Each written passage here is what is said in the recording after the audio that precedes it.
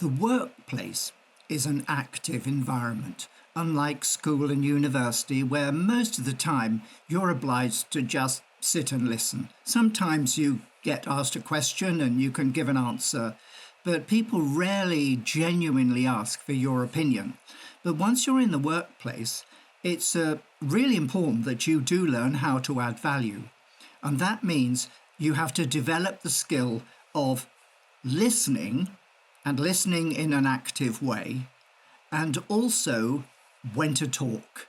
And when you do talk, it's vital that you use the right words in the right way, at the right place, and in the right time.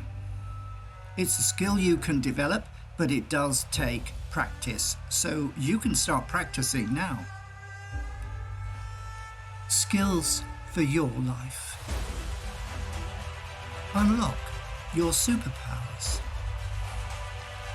Discover the 6 dimensions of conversation. The importance of learning work speak. Academia is great, but you need to become persuasive and use the power of conversation. The power of conversation as a tool for positive outcomes.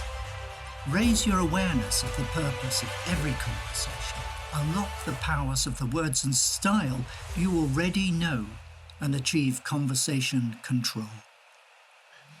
The real reason I asked you to do it is, if you remember in our first session, I was talking to you a lot about words and the meaning of words, and trying to be precise with your words and making them purposeful.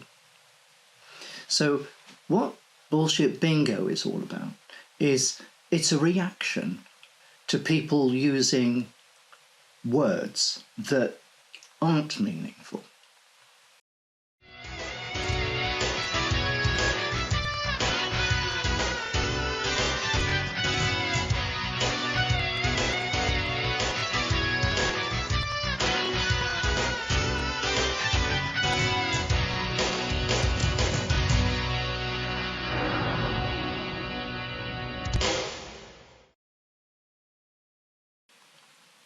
Okay, yeah.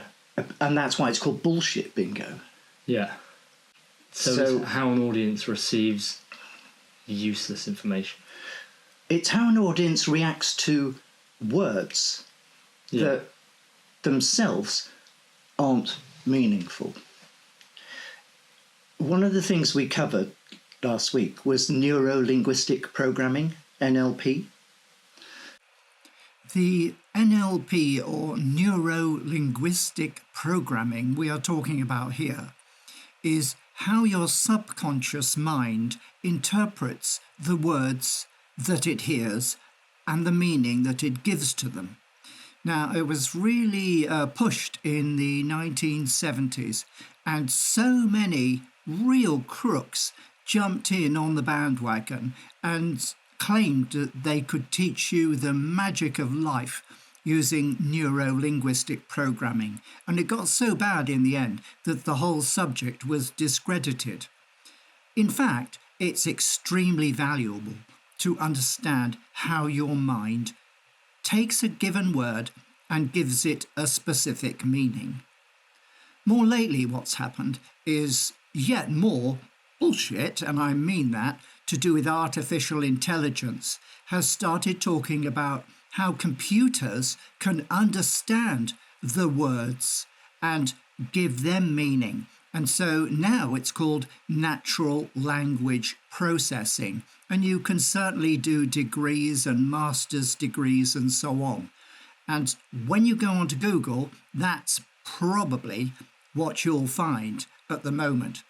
But how computers interpret language is not what we're talking about here. We're talking about how people will react to the choice of words that you make. And that's far more important and far more practical in everyday life, and especially in the workplace. And that's about words and the implication of words and the power of words. So, and we are, in general, talking about conversation. Conversation uses words. plus gesture and sounds and everything, but there's a lot of words in conversation as such. And as well as other aspects of conversation, the words you choose are important. And so I'm trying to sensitize you to the words that people use. Okay. And for yourself, once sensitized, I'm hoping that you will start to be more thoughtful about what words you use and to use the right word in the right time, in the right place, in the right way to have the impact that you want them to use words as a tool. And just as you wouldn't try and open a screw with a slotted screwdriver rather than a Phillips head screwdriver, because it'll be difficult, or a hammer instead of a screwdriver, you know. Words are like that. Words can be a hammer. Words can be intimidating. Words can be gentle, and all of that. So I really want you to become powerful with words and the choice of words. You know, the particular manager may have a habit of using phrases which are complete drivel or words. And they can't protest. When you said shout out bingo, you can't do that in a meeting. The whole point of bullshit bingo is subtle. But generally, is it subtle. So you get one manager and let's say half a dozen people who are obliged, because they report to the manager, they can't shout out bingo. Right? So what they do instead is they look at each other with glance and gesture. They may even have a preconceived gesture. For example, when someone's got bingo, they may go like that with their pencil, or whatever it is. But it's got to be a gesture. You can't just shout out bullshit in the middle of them. The whole point is secret. It's a gesture that little community knows, and the manager doesn't. And that's part of the fun of it, because a manager may have a reputation for talking for half an hour and spouting a load of rubbish. So what the manager doesn't realise is that nobody in the room is actually listening to him. They're all waiting for their word to come up or complete the bullshit bingo card that they've got. But they're all smiling, and every now and then he'll say something and everybody go, He doesn't realise it's because of... They just scored a line of 3, whatever the word was.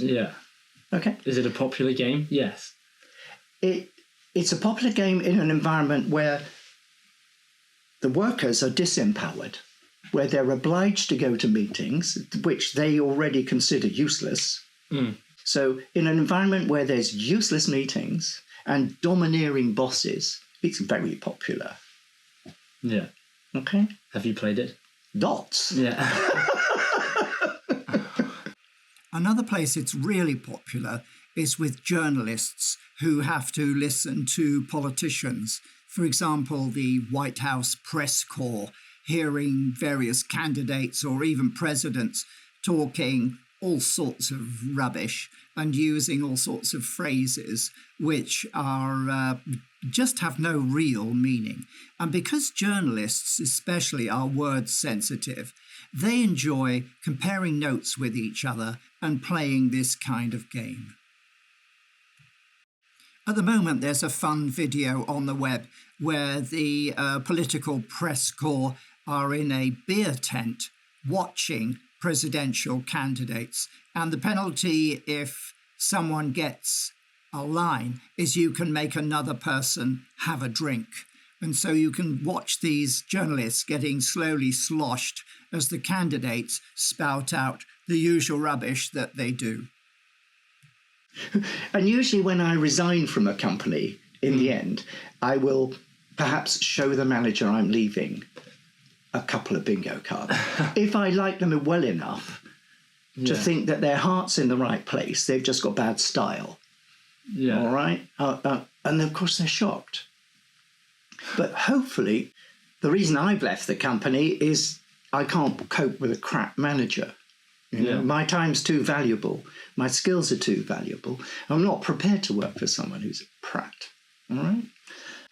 But your options are often very limited. So you're left in the end just to quit. I usually never quit until I've lined up my next job.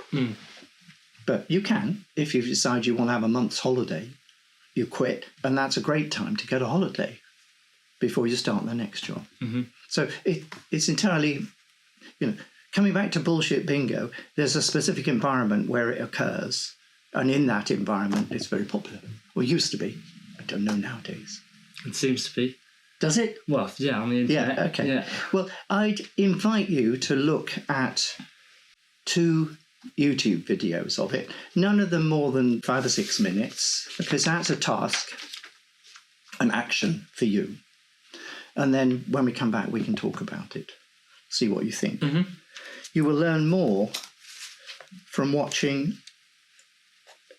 a video of an actual bullshit bingo session, if you can find one that's going on. If anyone's videoed one, and again, if they have videoed it, they probably videoed it without Subtly. the manager realizing it's being videoed. So that's just like adding, pouring salt on the wound, as it were. Yeah. That adds to the whole. Yeah, not only are we playing bullshit bingo, but we're videoing it as well. In excuse for it, it does invigorate people.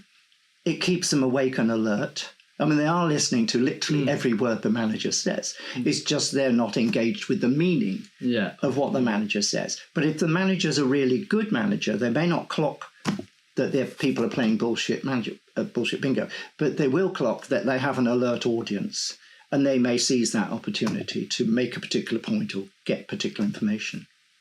It's a good manager will secretly know it's going on and exploit it. Or use it. Yeah, exploit's a strong word. Use is a generic word. Exploit has connotations. Words have connotations or implications. Okay. So that, I think, covers bullshit bingo.